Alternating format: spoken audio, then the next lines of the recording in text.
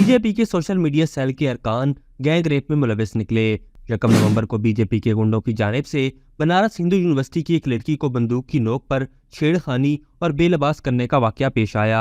निहत्ती लड़की को बीजेपी के एहलकारों की जानिब से इज्तिमाई ज्यादती का निशाना बनाया गया और मंदिर के ऐन सामने वीडियो भी बनाई गई। इन गुंडों का ताल्लुक मोदी सरकार के खास कारिंदों में होता है, जिनके नाम कुणाल पांडे, सक्षम पटेल और आनंद हैं। याद रहे, हाल ही में मोदी के साथ इन गुंडों की तस्वीर भी मंजर आम पर आ चुकी हैं। मीडिया रिपोर्ट के मुताबिक मोदी सरकार और उनके जालों की जानिब से इस खबर को दबा दिया गया है। 60 दिन बाद गुंडों की गिरफ्तारियों से मालूम हुआ है कि गुंडे बीजेपी की बनारस तकनीकी सेल के खास कारकुन हैं। अगर मोदी सरकार के दौरे हुकूमत से पहले का वक्त होता तो अब तक यूनिवर्सिटी के वाइस चांसलर और बीटेक डिपार्टमेंट के हेड को बरतरफ कर दिया गया होता। उत्तर प्रदेश चीफ अजय राय राजीव मोदी का कहना है कि बीजेपी की जानिब से बेटी बचाओ बेटी पढ़ाओ नारा महज एक खोखला नारा है। ऑस्ट्रेलिया की बालिश थिंकर, जिनको ऑस्ट्रेलियन अदालत ने हर इल्जाम पर मुल्जिम पाकर फर्द जुर्म आयद कर दिया, और दीगर जिन पर असमत दरी के इल्जाम हैं, भी मोदी के खास बंदे हैं। मोदी सरकार के दाएं और बाएं जानिब बीजेपी की कई एहलकार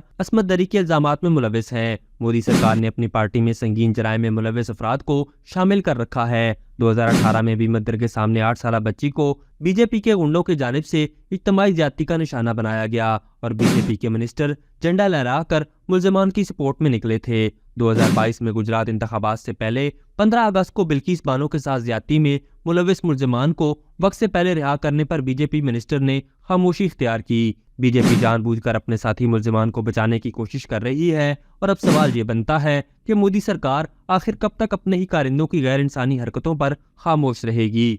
अभी तक के लिए सिर्फ इतना ही। मजीद दिलचस्प और ताज़ा तरीन खबरों से आगाह रहने के लिए हमारे चैनल इस्लामाबाद इंसाइडर को सब्सक्राइब करना मत भूलिए। और अगर हमारी ये वीडियो आपको अच्छी लगी है तो इसे लाइक कर दें और अपनी कीमती राय का इजहार नीचे दिए गए कमेंट सेक्शन में ज़रूर करें।